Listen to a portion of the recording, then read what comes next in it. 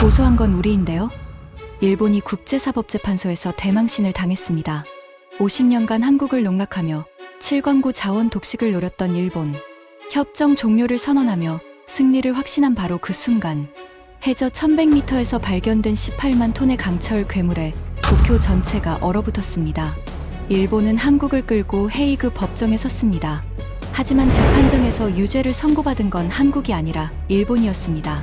50년 독식 전략의 설계자가 직접 고백하는 충격적인 전말을 지금 공개합니다. 시작하기 전 구독과 좋아요, 그리고 대한민국 화이팅 댓글로 한국을 응원해주세요. 반세기를 기다렸습니다. 340회의 국제회의, 140건의 조사보고서, 38조엔에 달하는 로비와 법률 자문 비용, 그 모든 것이 오늘 단 한 문장으로 결실을 맺는 순간이었습니다. 제 입에서 터져나온 그 한마디가 동아시아 에너지 판도의 지각 변동을 알리는 방아쇠가 될 줄은 그때의 저는 꿈에도 상상하지 못했습니다. 다만 그 방아쇠가 겨누고 있던 것이 한국이 아닌 바로 저 자신의 관자놀이였다는 사실을 깨닫기까지는 채 72시간도 걸리지 않았죠.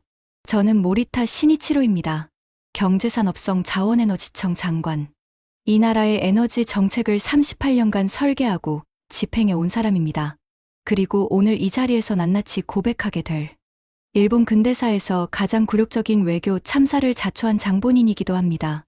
그날 아침, 저는 경제산업성 본관 3층 대회견장으로 향하는 복도를 걸으며 가슴이 터질 것 같은 벅찬 감격에 젖어 있었습니다. 뻣뻣하게 풀을 먹인 새 양복의 깃이 목을 살짝 조였지만 그마저도 영광스러운 불편함이었죠. 양옆으로 늘어선 경호원들의 구두 소리가 대리석 바닥에 일정한 리듬을 새기고 있었고 엘리베이터 앞에서부터 이미 수십 대의 카메라 렌즈가 저를 겨냥하고 있었습니다. 회견장 문이 열리는 순간 눈앞이 하얗게 변했습니다. 수백 개의 플래시가 동시에 터지며 제 망막을 두들겼고 400석 가까운 좌석을 빼곡하게 메운 기자들의 웅성거림이 파도처럼 밀려왔습니다.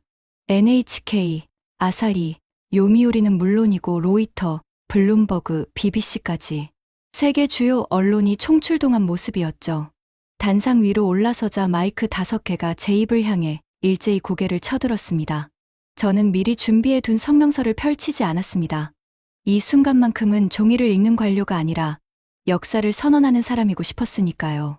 본인은 오늘 대한민국과의 동중국해 대륙붕 공동개발협정이 공식적으로 완전히 종료되었음을 전 세계에 선언합니다. 제 목소리가 회견장 스피커를 타고 울려 퍼지는 순간 좌석 곳곳에서 탄성이 터져 나왔습니다. 한 줄로 앉아있던 NHK 기자들이 동시에 자리에서 일어났고 회견장 뒤편에서는 누군가 두 팔을 번쩍 치켜들기까지 했습니다. 이로써 반세기 동안 일본의 정당한 해양 주권을 옥죄어왔던 낡고 불공평한 족쇄가 마침내 풀렸습니다. 제7광구 일대에 잠들어 있는 20억 배럴 이상의 막대한 원유와 천연가스는 국제해양법의 엄격한 기준에 의거하여 오직 일본의 배타적이고 정당한 주권하에 놓이게 될 것입니다. 저는 단상 위에서 수백 개의 카메라 렌즈를 똑바로 응시했습니다. 플래시 불빛이 끊임없이 제 얼굴을 핥히었지만 그 장렬하는 빛조차 축복처럼 느껴졌습니다. 38년. 말이 38년이지 어린 신입 사무관이었던 제가 백발의 장관이 되기까지 걸린 세월입니다. 그 긴 세월의 끝에서 저는 마침내 이 나라가 꿈꾸어 온 해양 에너지 독립의 문을 열어젖히고 있었습니다. 회견장 생중계 화면 하단에는 붉은색 속보, 자막이 쉴 새 없이 흘러가고 있었습니다. 도쿄 증권거래소에서는 에너지 관련주가 일제히 상한가를 기록했고 총리 관저에서는 즉각 축하 논평이 발표되었습니다. 그날 저녁 뉴스의 첫 꼭지는 온통 제7광구 단독 개발이라는 5글자로 도배되었죠. 회견을 마치고 단상에서 내려오자 복도에서 저를 기다리고 있던 한 사람이 활짝 웃으며 다가왔습니다. 외무성 해양정책국장 나카무라 게니치. 저와 함께 이 거대한 체스판을 반세기 동안 설계해온 가장 오랜 동지이자 공범이었습니다. 나카무라는 제 어깨를 힘껏 움켜쥐며 낮은 목소리로 속삭였습니다. 모리타 상. 해냈습니다. 우리가 마침내 해낸 거예요. 저는 그의 손을 잡으며 고개를 끄덕였습니다. 입꼬리가 저절로 올라갔죠.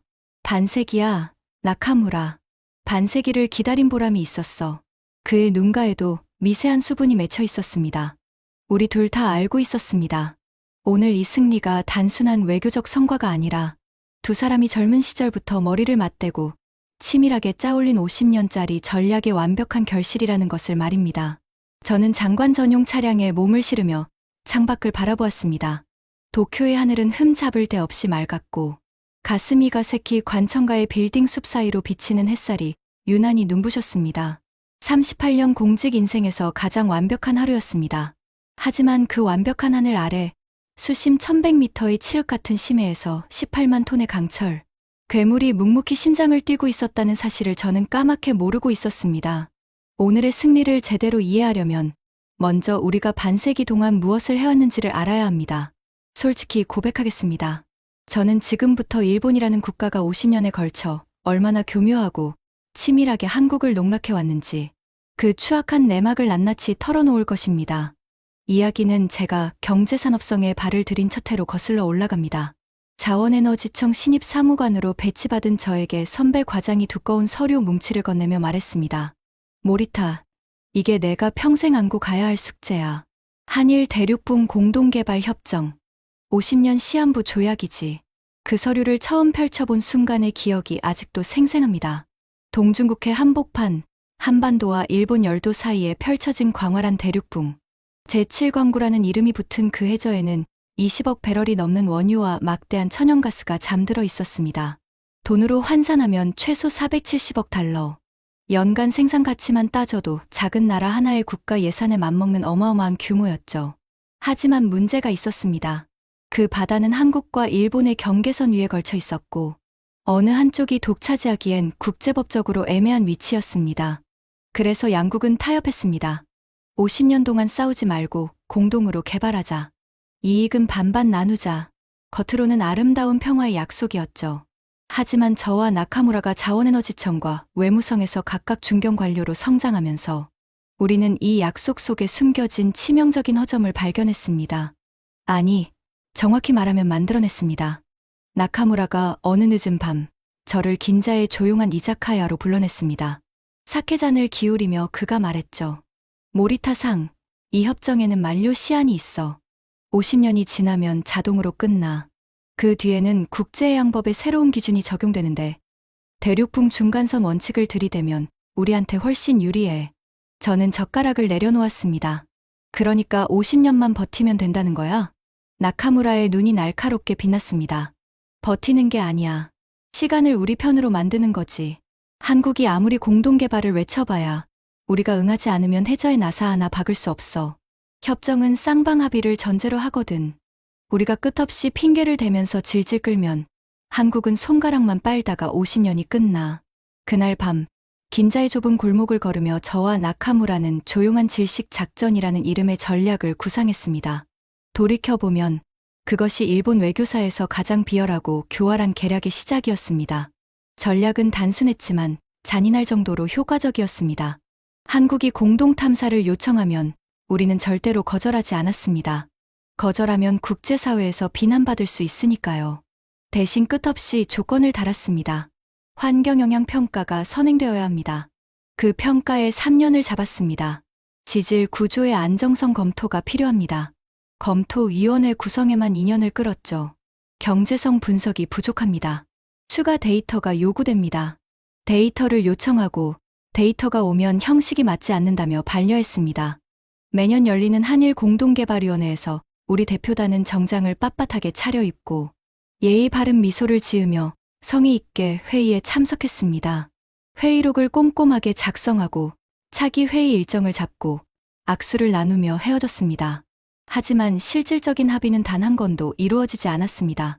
340회의 회의에서 나온 것은 140권의 두꺼운 보고서뿐이었고 그 보고서들은 하나같이 추가 검토가 필요하다는 결론으로 끝났습니다.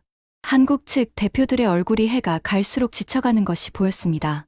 처음에는 분노했고 그 다음에는 호소했고 나중에는 체념하는 듯한 표정으로 변해갔죠.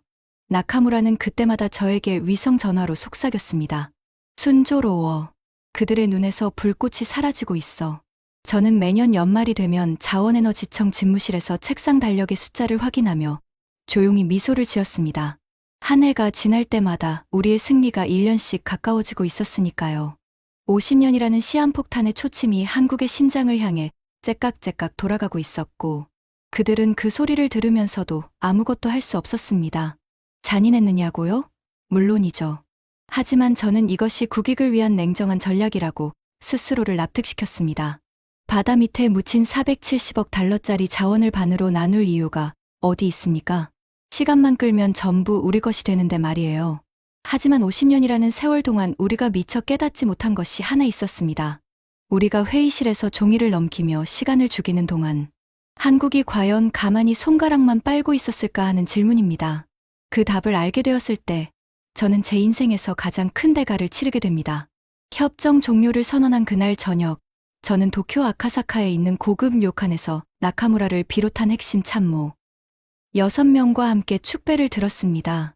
오래된 삼나무 기둥에서 나는 은은한 나무향이 다다미방을 가득 채우고 있었고, 테이블 위에는 최고급 다이긴조 사케와 참치 오토로가 빛나고 있었습니다. 모리타 장관님, 한국 정부의 공식 반응이 나왔습니다. 비서관이 태블릿을 들고 방으로 들어왔습니다. 좌중의 시선이 일제히 태블릿 화면으로 쏠렸죠. 저는 사케잔을 내려놓고 화면을 확인했습니다. 한국 외교부의 성명은 단 한 줄이었습니다. 대한민국 정부는 일본 측의 일방적인 협정 종료 선언에 대해 깊은 유감을 표명한다. 그게 전부였습니다. 장관급 브리핑도, 국회 긴급 소집도, 국제재판소 제소 예고도 없었습니다. 그저 종이 한 장 위에 적힌 유감이라는 단어 하나. 그것이 한국 정부가 반세기의 농락에 대해 내놓은 전부였습니다. 좌중에서 실소가 터져나왔습니다. 에너지청 차장이 고개를 절레절레 흔들며 말했죠. 유감이라니, 유감이라. 50년을 당하고 나서 할 말이 고작 유감 한 마디뿐이라니. 이래서 한국은 안 되는 겁니다. 또 다른 참모가 사케잔을 높이 들며 거들었습니다. 패배를 인정한 겁니다. 백기를 든 거예요. 싸울 능력도 의지도 없다는 자백이나 마찬가지죠. 웃음소리가 방 안을 가득 채웠습니다. 저도 함께 웃었습니다. 사케의 차가운 액체가 목구멍을 타고 내려갈 때 승리의 달콤한 맛이 혀끝에서 번져나갔죠. 하지만 그 웃음바다 속에서 유일하게 웃지 않는 사람이 한 명 있었습니다. 나카무라 게니치였습니다. 그는 사케잔을 입에 대지도 않은 채 태블릿 화면에 떠있는 한국의 짧은 성명서를 뚫어져라 응시하고 있었습니다. 그의 이마에 깊은 주름이 패여 있었죠. 나카무라, 왜 그래? 오늘은 우리 인생 최고의 밤이야. 왜 그렇게 어두운 얼굴이지? 제가 사케잔을 그의 앞으로 밀어주며 물었습니다. 나카무라는 한참을 침묵하더니 천천히 고개를 들어 저를 똑바로 바라보았습니다. 모리타 상, 너무 조용해. 뭐가? 한국이 너무 조용하다고. 저는 피식 웃었습니다. 조용한 게 당연하지. 패배자가 뭘 떠들겠어. 50년을 당하고도 나사 하나 못 박은 나라야. 기술도 없고 자본도 없고 시간도 없어. 이제 뭘 하겠어? 나카무라는 고개를 가로저었습니다. 그의 목소리가 한 톤 낮아졌습니다. 35년을 외교관으로 살면서 상대국의 반응을 수천 번 분석해왔어. 분노하는 나라는 예측할 수 있고 항의하는 나라는 대응할 수 있어. 하지만 아무런 반응도 보이지 않는 나라는 두 가지 경우뿐이야. 하나는 진짜로 완전히 무너져서 대응할 능력이 없는 경우. 그리고 다른 하나는 그는 말을 끊고 사케잔을 들어 한 모금 마셨습니다. 대응할 필요가 없는 경우야. 이미 모든 준비를 끝마쳤기 때문에 방 안의 공기가 잠깐 무거워졌습니다. 하지만 저는 나카무라의 경고를 가볍게 털어버렸습니다. 노련한 외교관의 직업병이라고 너무 오래 긴장의 끈을 잡고 살다 보니 승리한 뒤에도 불안을 떨치지 못하는 거라고 생각했죠. 나카무라, 한국이 뭘 준비할 수 있었겠어. 협정 조항을 봐. 독자 개발도 상업 시추도 전부 금지야. 해저에 접근하는 것 자체가 양측 합의 없이는 불가능하고 그들이 할 수 있는 건 아무것도 없었어. 저는 그렇게 단언했습니다. 그리고 그 근거 없는 확신이 제 인생을 통째로 집어삼키게 될 줄은 전혀 몰랐습니다. 다음 날 아침, 저는 에너지청 집무실에서 곧바로 다음 수순에 착수했습니다. 독자 탐사선 파견이었죠. 일본 해양연구개발기구가 보유한 최신형 심해 탐사선 스사노오의 최정예 기술진 40명과 최첨단 심해 스캔 장비 일체를 실어 제7광구 중심부로 보낸다는 계획이었습니다. 목적은 분명했습니다. 해저 자원의 정확한 매장량과 분포를 파악하고 본격적인 시추 작업의 교두보를 마련하는 것. 승자의 당당한 첫 발걸음이었죠. 스사노오의 출항 소식은 곧바로 전 세계 언론을 탔습니다. 나가사키 항구에서 벌어진 출항식은 그야말로 축제였습니다.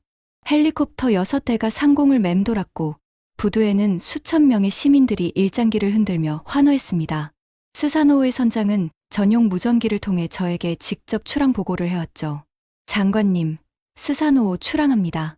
목표 해역까지 약 14시간 예상됩니다. 반세기 만에 첫걸음을 밟겠습니다.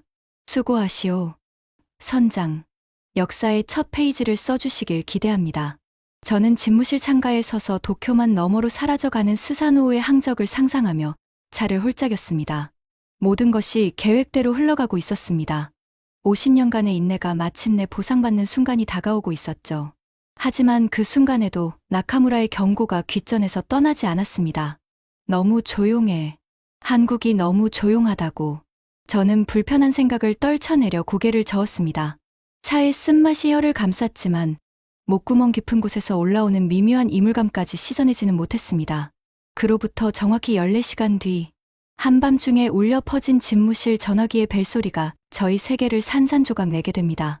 수화기 너머로 들려온 스사노오 선장의 목소리는 38년 공직 생활을 통틀어 단 한 번도 들어본 적 없는 공포에 질린 인간의 날 것 그대로의 비명이었습니다. 장관님. 해저에 뭔가 있습니다. 이건 있을 수 없는 것입니다. 그리고 그 순간부터 저희 완벽했던 50년 전략은 가장 처참하고 잔인한 방식으로 무너지기 시작했습니다. 한밤중에 전화벨 소리가 집무실을 찢었습니다. 시계를 보니 새벽 2시 47분이었죠. 저는 소파에서 잠깐 눈을 붙이고 있었습니다. 스사노오가 목표 해역에 도착하면 보고를 받기 위해 퇴근하지 않고 청사에 남아 있었거든요. 수화기를 집어들자 스사노오 선장 와타나베의 목소리가 귀를 때렸습니다. 그것은 목소리라기보다 짐승의 신음에 가까웠습니다. 장관님. 해저에 뭔가 있습니다. 이건 있을 수 없는 것입니다. 잠이 단번에 달아났습니다.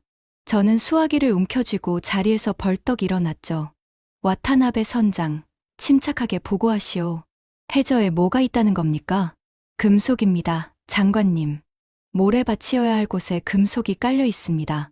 그것도 상상할 수 없을 만큼 거대한 규모로. 지금 실시간 영상을 본부 서버로 전송하겠습니다.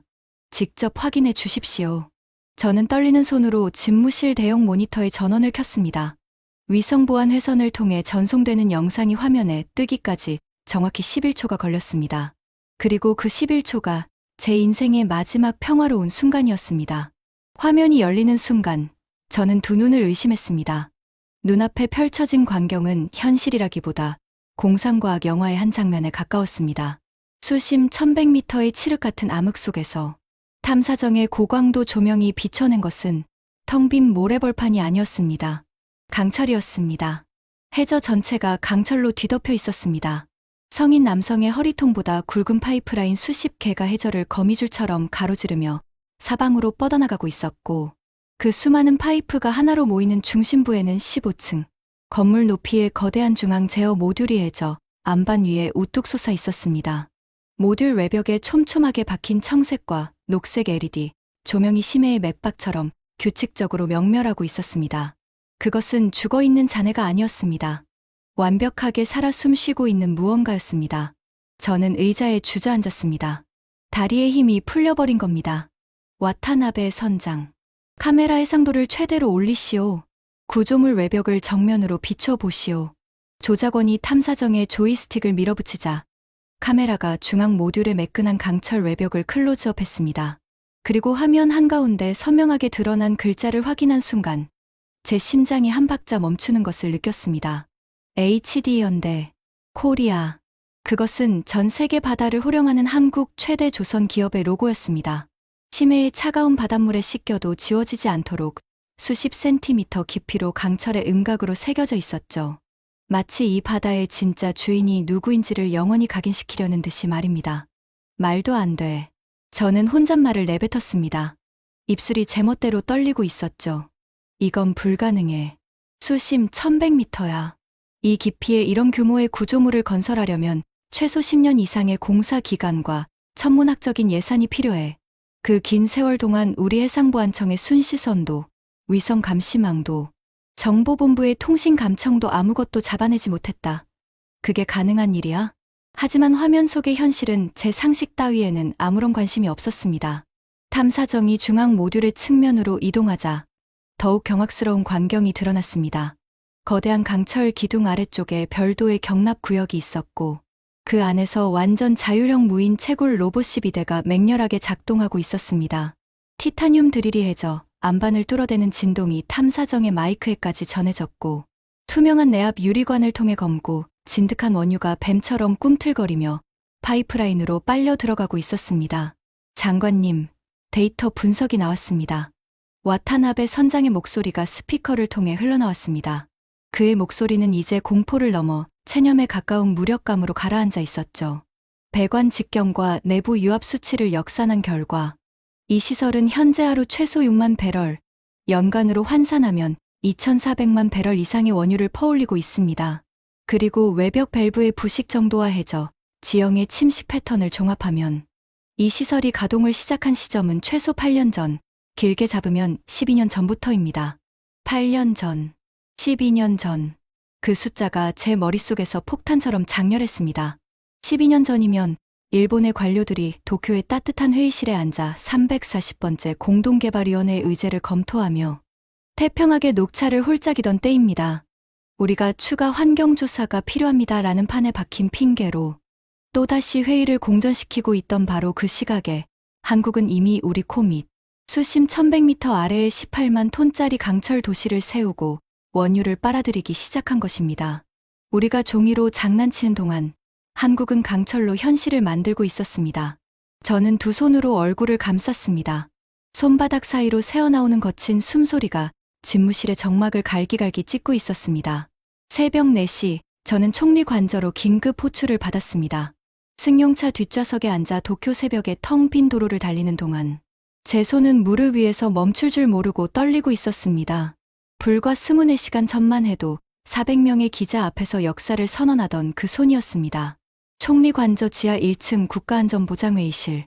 철문이 열리자 이미 15명에 가까운 사람들이 둥근 테이블을 에워싸고 있었습니다.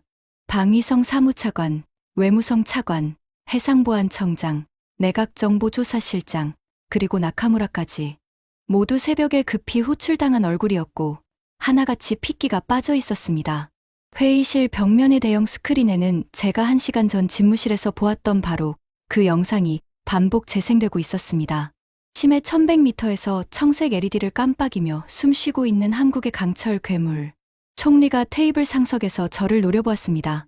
그의 눈빛은 저를 관통하고도 남을 만큼 날카로웠죠. 모리타 장관, 설명하시오. 당신이 어제 전 세계의 승리를 선언한 그 바다 밑에서 대체 무슨 일이 벌어지고 있는 겁니까?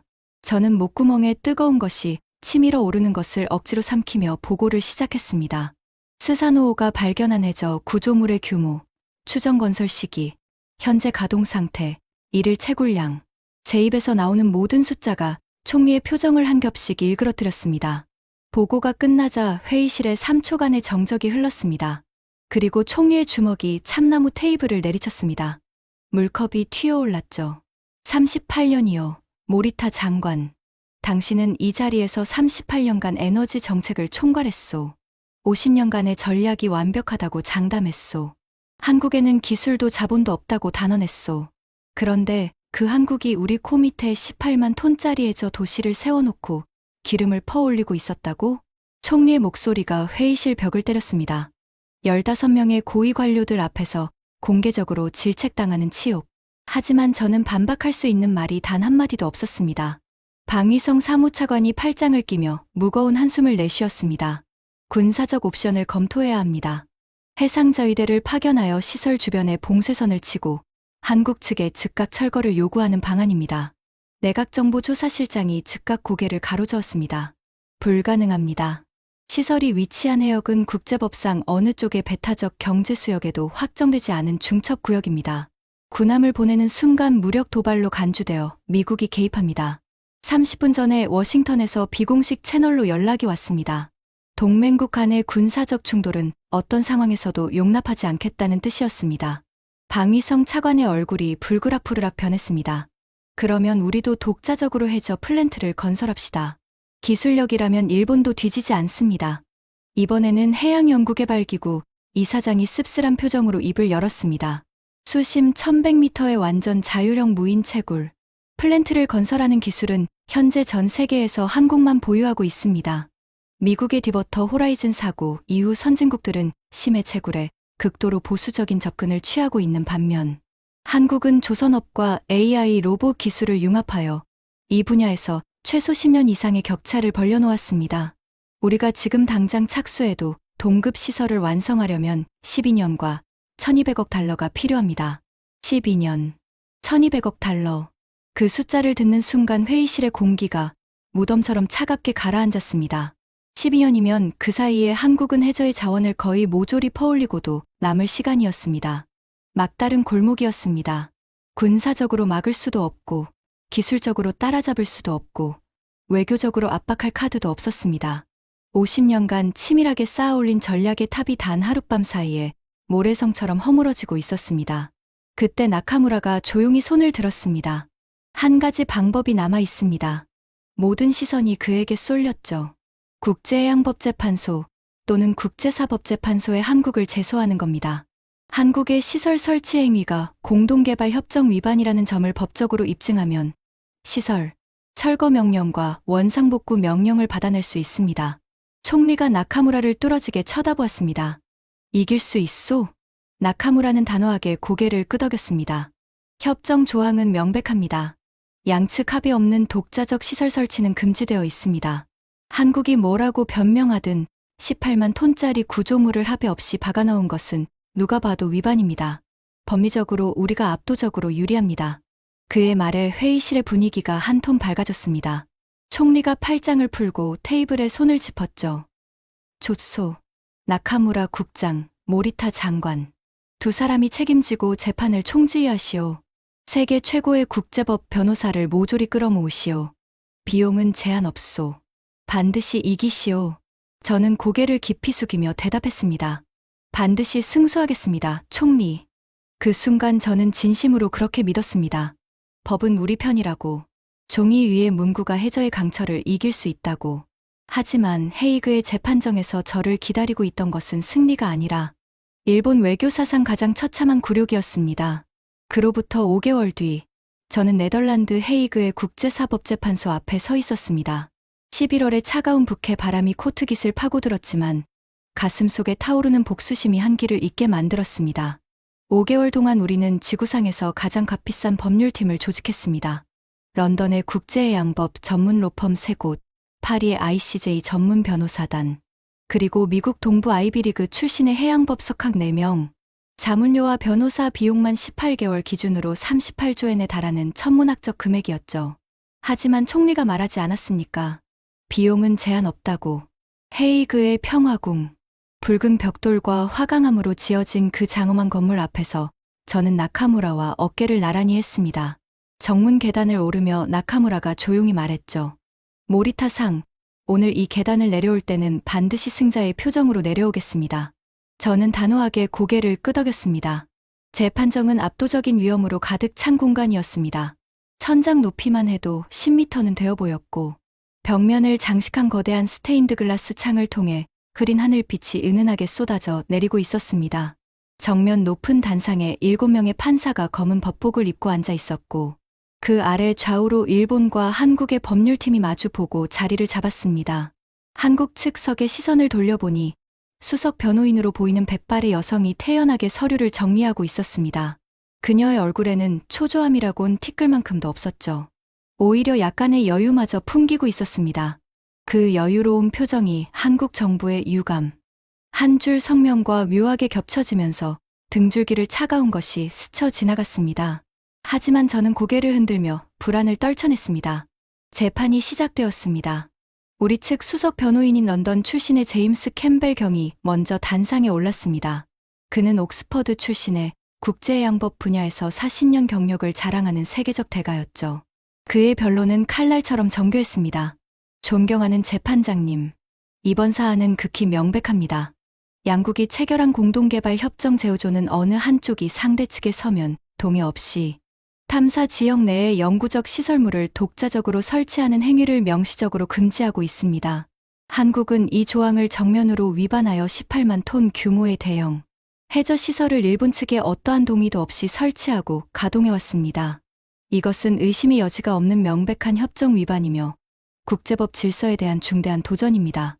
캠벨 경의 변론이 끝나자 방청석 일부에서 고개를 끄덕이는 움직임이 보였습니다.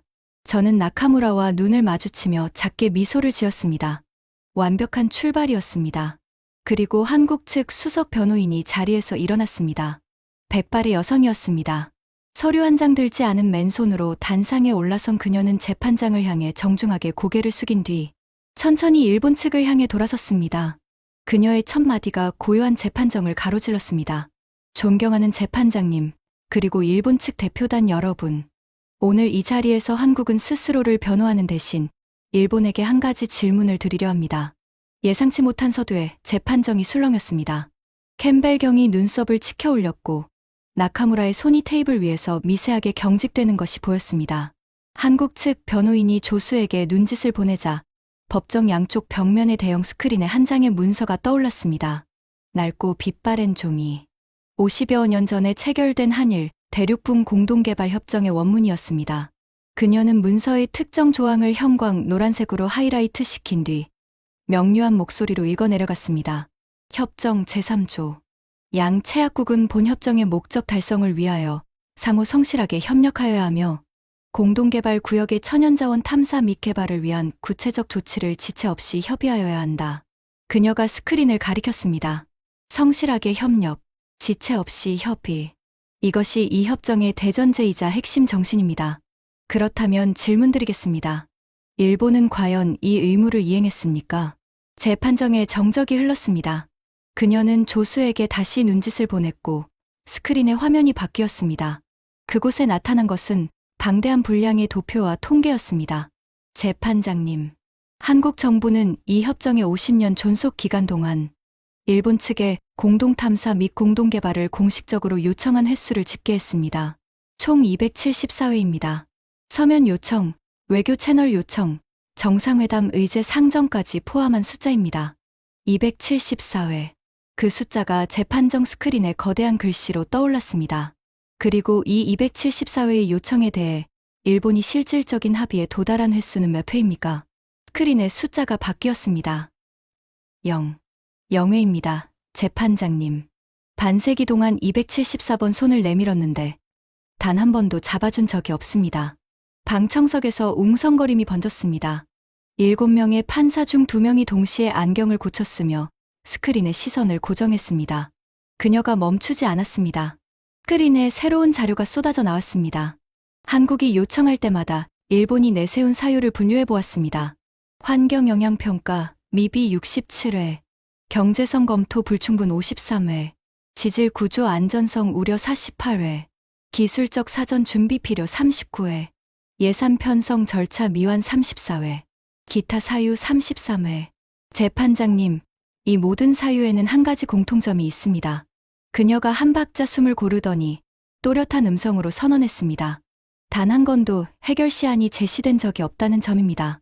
일본은 문제를 제기하기만 했을 뿐, 그 문제를 해결하기 위한 구체적 기한이나 로드맵을 단 한 번도 제시하지 않았습니다.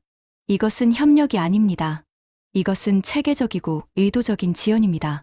그 순간 저는 가슴 한가운데를 쇠망치로 정통으로 얻어맞은 듯한 충격을 느꼈습니다. 340회 회의, 140건 보고서. 우리가 50년간 정성스럽게 쌓아올린 성의의 증거가 눈앞에서 범죄의 증거로 뒤집히고 있었습니다. 하지만 한국 측의 공세는 여기서 끝이 아니었습니다. 그녀는 두 번째 폭탄을 꺼내 들었습니다. 재판장님, 일본 측은 한국의 해저 시설이 협정 위반이라고 주장합니다. 그렇다면 한국이 이 시설을 무엇이라고 규정하고 있는지 확인해 주시기 바랍니다. 스크린에 한국해양수산부의 공식 등록 문서가 떠올랐습니다. 한국 정부는 해당 시설을 극한환경 AI 자율 시스템 실증 테스트베드로 등록했습니다. 이 시설은 상업적 자원 채굴을 목적으로 하는 것이 아니라 심해 극한 환경에서의 인공지능 자율 로봇 시스템의 성능을 검증하기 위한 기술 실증 시설입니다. 캠벨 경이 즉각 이의를 제기했습니다. 이해 있습니다. 해당 시설이 하루 6만 배럴의 원유를 채굴하고 있다는 것은 탐사 데이터로 확인된 사실입니다.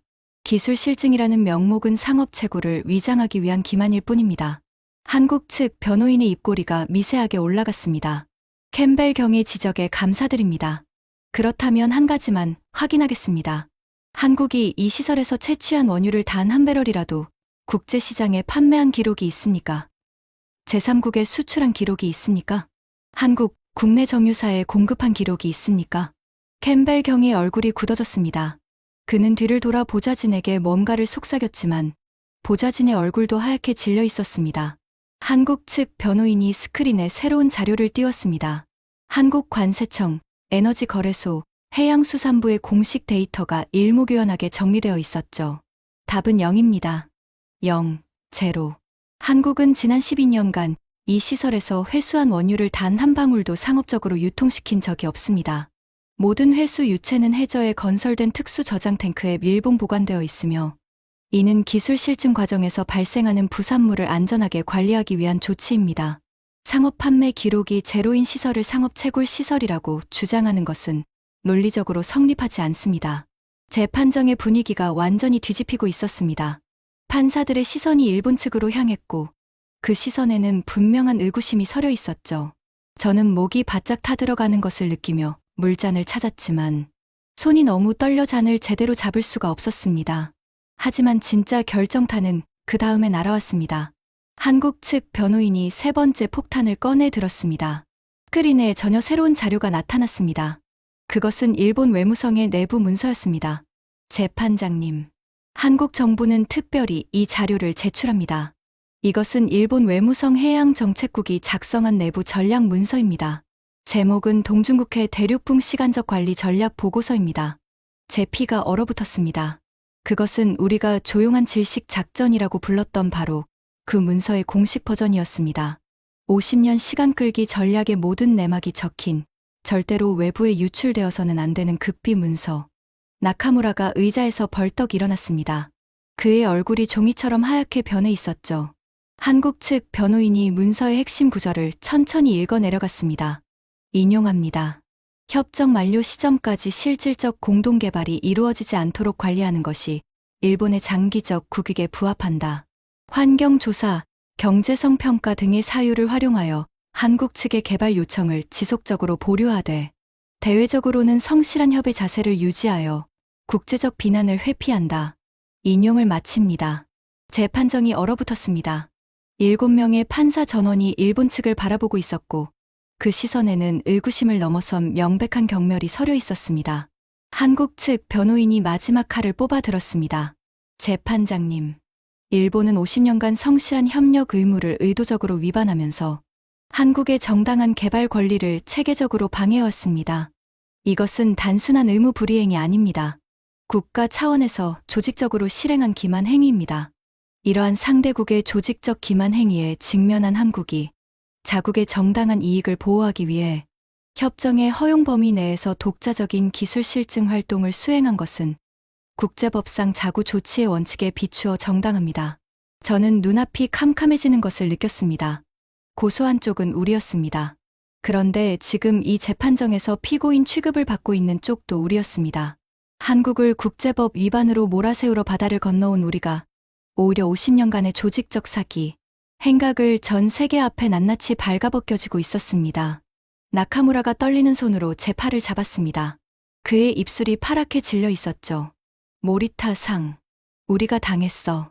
재판은 18개월간 진행되었습니다.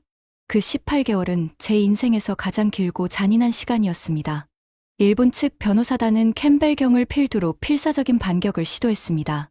한국의 시설이 아무리 기술 실증 명목이라 해도 그 규모와 기능이 상업 채굴 시설과 실질적으로 동일하다는 점을 집요하게 물고 늘어졌죠. 시설의 일일 처리 용량, 파이프라인의 직경, 로봇팔의 작업 강도까지 세밀한 기술 데이터를 증거로 제출하며 한국의 주장이 궤변이라고 공격했습니다. 하지만 한국 측은 그때마다 같은 질문으로 되받아쳤습니다. 판매 기록을 제시해 주십시오. 그 한마디에 일본 측의 모든 논리가 무력해졌습니다.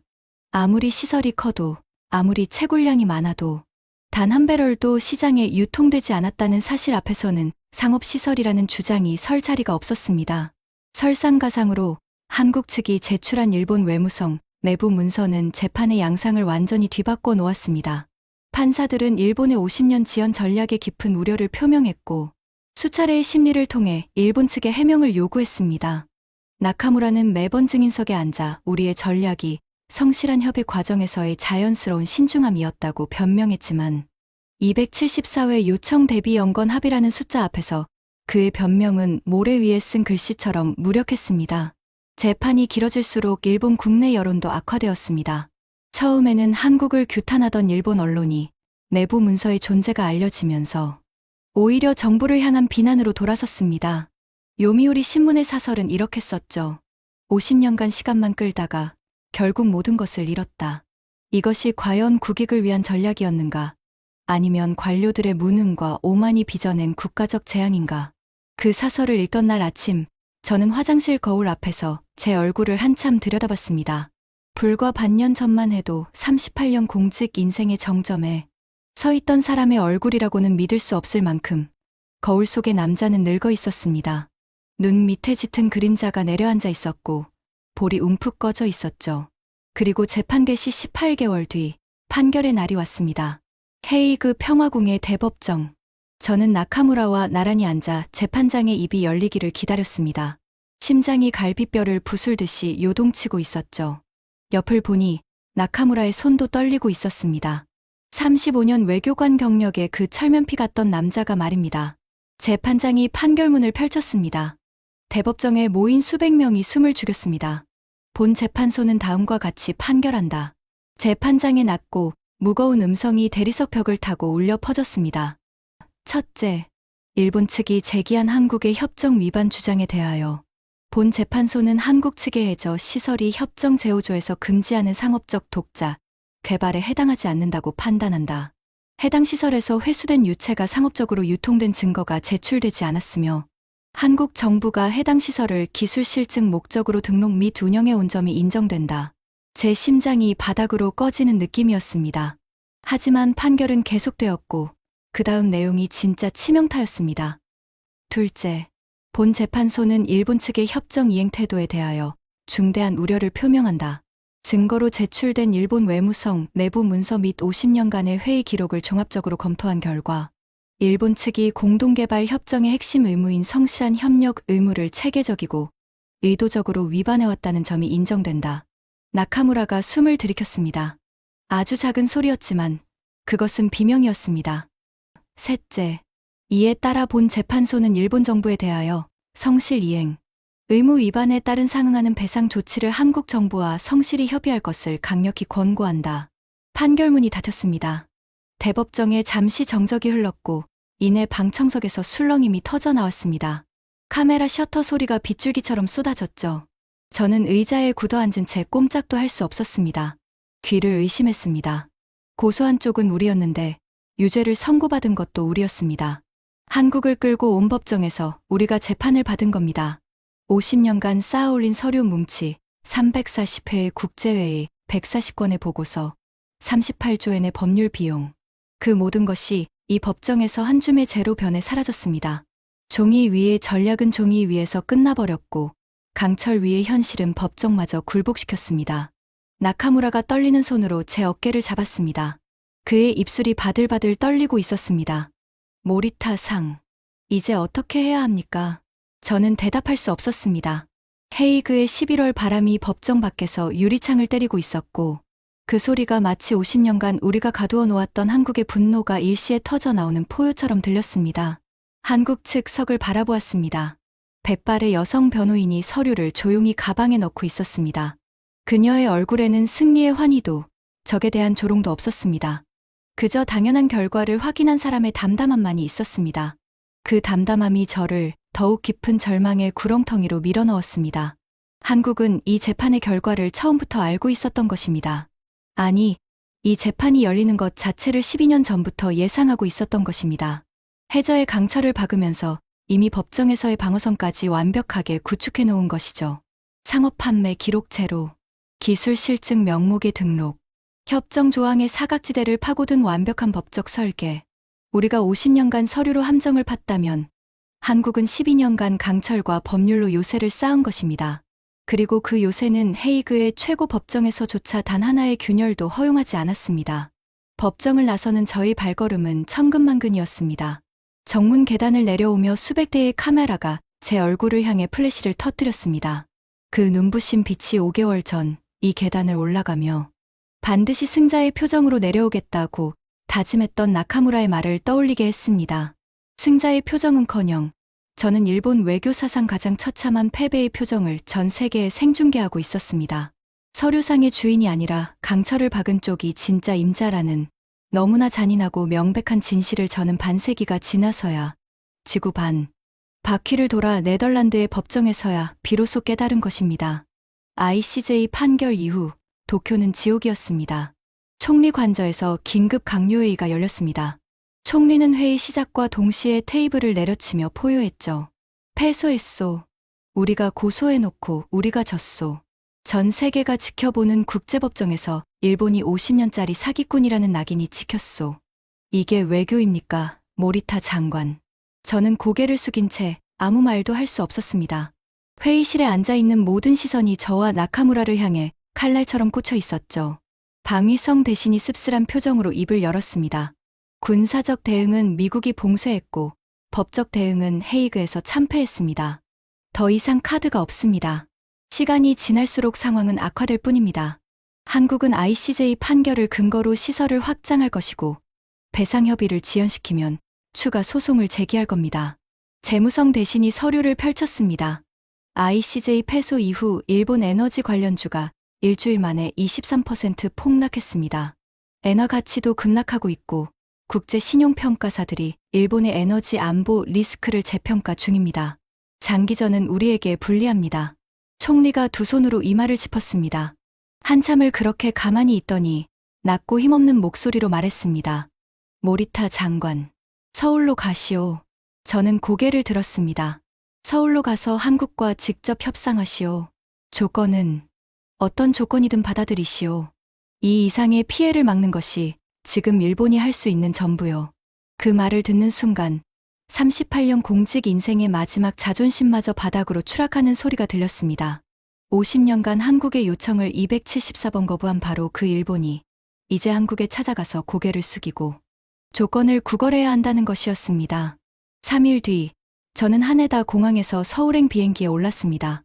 나카무라가 동행했습니다. 비행시간 2시간 반.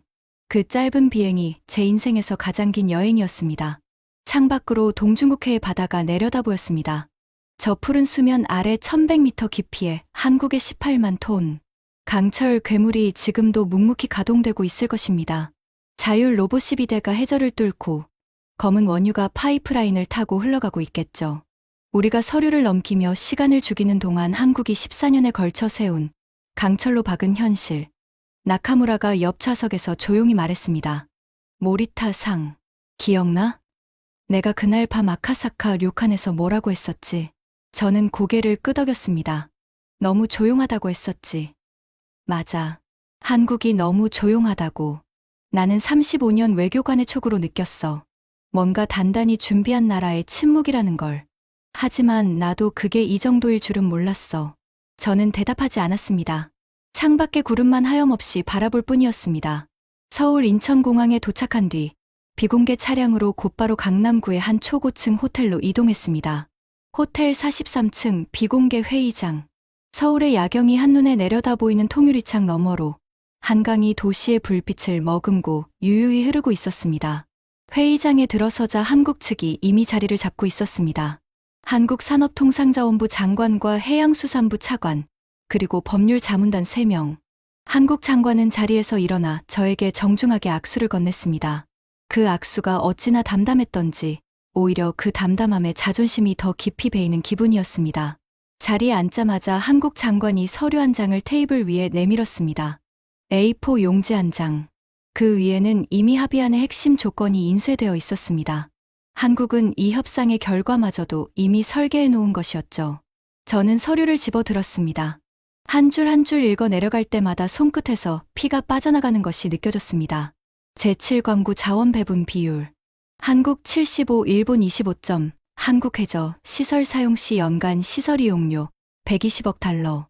일본 독자 시설 건설 희망시 한국 기술 지원 별도 협의. 배상 관련 사항은 양국 후속 협의체에서 결정. 75대 25점 반세기 전 50대 50으로 나누자던 그 약속을 우리가 50년간 발로 짓밟은 결과가 이것이었습니다. 게다가 일본이 자기 몫의 25%조차 가져가려면 한국이 지은 시설을 빌려 써야 하고 그 사용료로 매년 120억 달러를 지불해야 합니다. 자기 앞바다의 자원을 자기 돈 주고 빌려 쓰는 나라. 그것이 50년간 시간만 끌며 승리를 확신했던 일본의 최종 성적표였습니다.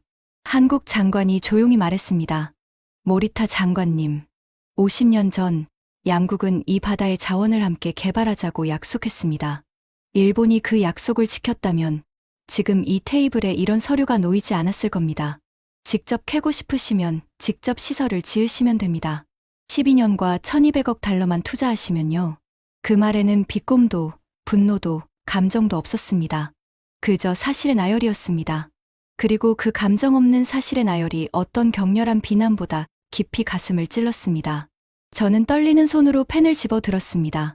펜촉이 종이 위에 닿는 순간 제 이름 석자가 한 획 한 획 새겨질 때마다 38년 공직 인생이 한 조각씩 부서져 내리는 소리가 들렸습니다. 모리타 시니치로. 서명이 끝났습니다. 펜을 내려놓자 한국 장관이 서류를 회수하며 작게 고개를 숙였습니다. 그것이 전부였습니다. 악수도, 사진 촬영도, 공동 기자회견도 없었습니다. 회의장을 나서자 나카무라가 복도 창가에 기대서 있었습니다. 그의 뒤로 서울의 야경이 끝없이 펼쳐져 있었습니다. 한강 위로 수십 개의 다리가 보석 목걸이처럼 반짝이고 있었고 강남의 초고층 빌딩들이 하늘을 찌를 듯 솟아 있었습니다. 50년 전 우리가 기술도 자본도 없는 나라라고 깔보았던 한국의 수도가 도쿄 못지않은 찬란한 빛으로 밤하늘을 물들이고 있었습니다. 나카무라가 유리창에 비친 자신의 얼굴을 물끄러미 바라보며 중얼거렸습니다. 우리가 서류로 가둘 수 있다고 생각했어. 종이 위의 조항으로 현실을 통제할 수 있다고 믿었지. 하지만 한국은 서류 밖에서 현실을 만들고 있었어. 수심 1100m의 18만 톤의 강철로. 저는 아무 말도 하지 못했습니다. 그저 서울의 밤하늘을 올려다볼 뿐이었습니다. 서울에서 돌아온 지 2달 뒤, 저는 사직서를 제출했습니다. 총리 관저에서 사직서를 건넸을 때, 총리는 한마디도 만류하지 않았습니다. 그저 서류를 받아 들고 고개를 한번 끄덕일 뿐이었죠. 38년간의 공직 생활이 끝나는 순간치고는 너무나 담담했습니다. 하지만 저는 그 담담함이 고마웠습니다. 이미 더 이상 부서질 자존심이 남아있지 않았으니까요. 나카무라도 같은 날 사직서를 냈습니다. 우리는 함께 관청가를 빠져나왔습니다. 가스미가세키의 벚나무 가로수 아래를 나란히 걸으며 한참 동안 아무 말도 하지 않았습니다. 경산성 본관을 마지막으로 돌아보았습니다. 38년 전 막 입성한 25살에 저는 저 건물 1층 로비에서 선배 과장에게 두꺼운 서류 뭉치를 건네받았었죠. 이게 내 평생의 숙제야라며 건네준 한일 대륙분 공동개발협정 원본. 그리고 그날 저녁 그 선배가 조용히 덧붙인 한마디가 있었습니다. 모리타, 하나만 기억해. 한국을 절대 얕보지 마라. 저 나라 사람들은 구석에 몰리면 반드시 길을 찾아내. 서류로 막으면 서류 밖에서 답을 만들어. 38년 전에 그 목소리가 선명하게 되살아났습니다. 저는 그 경고를 무시했습니다. 한국에는 기술도 자본도 없다고, 시간만 끌면 이긴다고 믿었습니다. 그 근거 없는 확신이 결국 저와 이 나라를 어디로 이끌었습니까? 사직 후 몇 달이 지나자 세계는 빠르게 변해가고 있었습니다. 한국의 심해 자율 채굴 기술은 7광구를 넘어 글로벌 에너지 판도를 흔들기 시작했습니다. 베트남과 인도네시아가 한국과 기술 도입 계약을 체결했고 말레이시아와 필리핀도 협상을 시작했습니다. 남중국해에서 중국이 독점적으로 주장하던 해저 자원에 대해 동남아 국가들이 처음으로 우리도 직접 캘 수 있다고 목소리를 높이기 시작한 것이죠. 미국 에너지부는 비공개 보고서에서 한국의 심해 기술을 미국보다 최소 7년 앞서 있으며 향후 글로벌 해저 자원 개발의 표준을 수입할 가능성이 있다고 평가했습니다. 노르웨이의 해양 전문가 그룹은 한국의 자율 로봇 채굴 시스템을 인류의 해저 진출, 역사에서 가장 의미 있는 기술적 도약이라고 정의했죠. 한국이 세운 강철은 단순히 7광구의 기름을 퍼올리는 데서 끝나지 않았습니다. 그 강철은 서류 위의 권리를 주장하는 시대에서 현실 위의 능력을 증명하는 시대로의 전환을 알리는 기념비가 되어 있었습니다. 저는 종종 도쿄만이 내려다 보이는 자택 서재에 앉아 동중국해 쪽을 바라봅니다. 수평선 너머 눈에 보이지 않는 바다 밑 1100m에서 한국의 플랜트가 오늘도 조용히 심장을 뛰고 있겠죠. 자율 로봇들이 해저를 누비며 파이프라인을 통해 검은 황금이 흘러가고 있을 것입니다. 50년간 서류 뒤에 숨어 시간을 죽이며 남의 권리를 도둑질했던 교활한 전략가. 그것이 모리타 시니치로라는 인간의 역사에 새겨질 최종 평가입니다. 변명의 여지가 없습니다. 스스로 판 무덤에 스스로 걸어 들어간 것이니까요. 하지만 저의 이 처참한 실패에서 한 가지만큼은 분명하게 남기고 싶은 교훈이 있습니다. 서류 위의 권리는 찢어버릴 수 있습니다. 법정 위의 판결도 뒤집을 수 있습니다. 하지만 해저 1100m에 18만 톤의 강철로 박아 넣은 현실은 그 누구도 빼앗을 수 없습니다. 권리를 주장만 한 쪽은 모든 것을 잃었고 현실을 만들어낸 쪽은 모든 것을 얻었습니다. 실행하지 않는 권리는 권리가 아닙니다. 그리고 그 단순한 진실을 깨닫는데 저는 반세기를 낭비했습니다. 지금까지 일본 자원에너지청 장관이 헤이그 국제사법재판소에서 경험한 충격적인 이야기였습니다. 서류 위의 권리보다 강철로 박은 현실이 더 강하다는 것을 보여준 대한민국을 응원해주세요.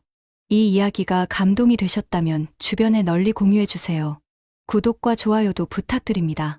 지금까지 감동 피치였습니다. 감사합니다.